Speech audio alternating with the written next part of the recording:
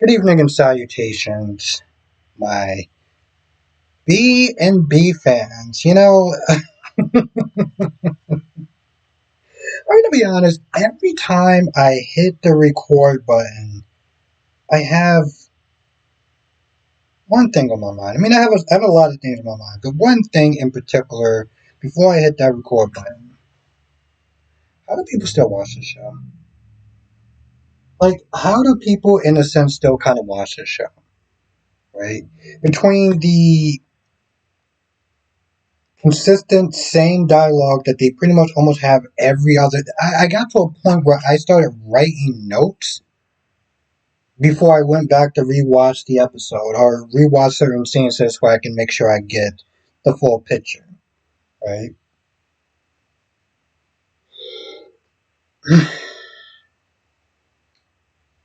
We'll start off with Hope and Deacon for a hot minute. And this is a trend with this show. You see it with Deacon, you see it with Steffi, you see it with Lee, right? Like with Deacon Smith there saying, well, it's non-starter, Sheila can't have a relationship with her granddaughter because I say so. Lee Smith there telling Finn that he can't have a relationship with her daughter with his daughter because practically she said so, and because it's you got to protect your marriage, you got to protect your wife, and just not talking in a way where it's like I think it's a really good idea that you just but this demanding thing, right? This is just how. I mean, granted, I get it. That's just how Lee is. But the problem with like Deacon doing it that Sheila, old school Sheila, was probably never like that. Old school Sheila would not just sit there and practically be told by a man, by any man, well, you're not going to sit there and see your granddaughter, and that's just how that's going to be. But they've definitely dulled her in the blind, right? Like her talking to Luna today and being like, well, eventually he's going to come around, and I can convince him to do anything. I was like, bro, you acting as though like there was a point where you would just dominate. You wouldn't sit there and ask him do pretty please. You wouldn't sit there and take my ultimatums. But Deacon, jackass Deacon, is it like something within their blood? Because Ben is the same way with his overbearing wife. Or her sitting there demanding him, well, you're not going to sit there and see, you're not going to sit there and have any relationship with Sheila, and you're not going to have any relationship with Luna. Like, how do you just sit there and start? 1 second.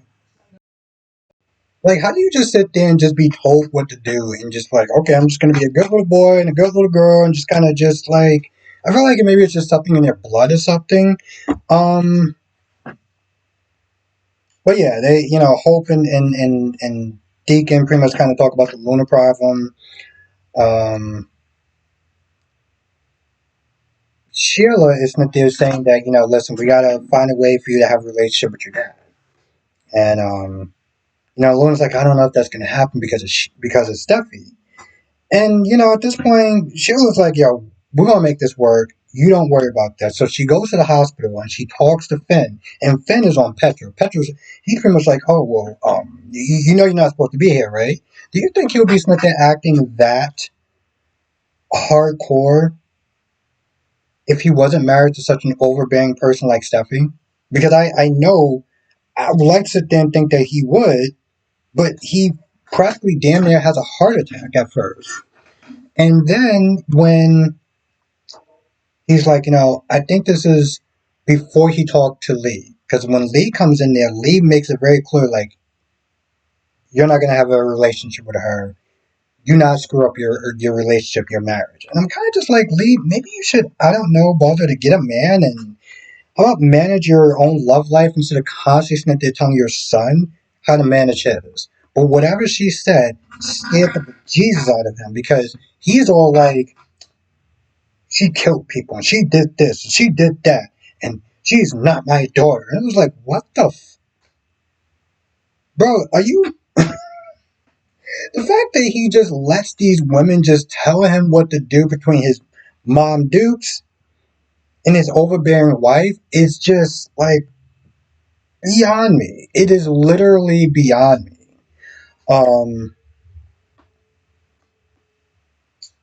I don't know. I mean, and then there's the whole, I kind of forgot about the talk with Steffi and Liam, but like, I mean, there wasn't much to it. They had their usual, I guess, heart to heart talk about their kids or their child or whatever.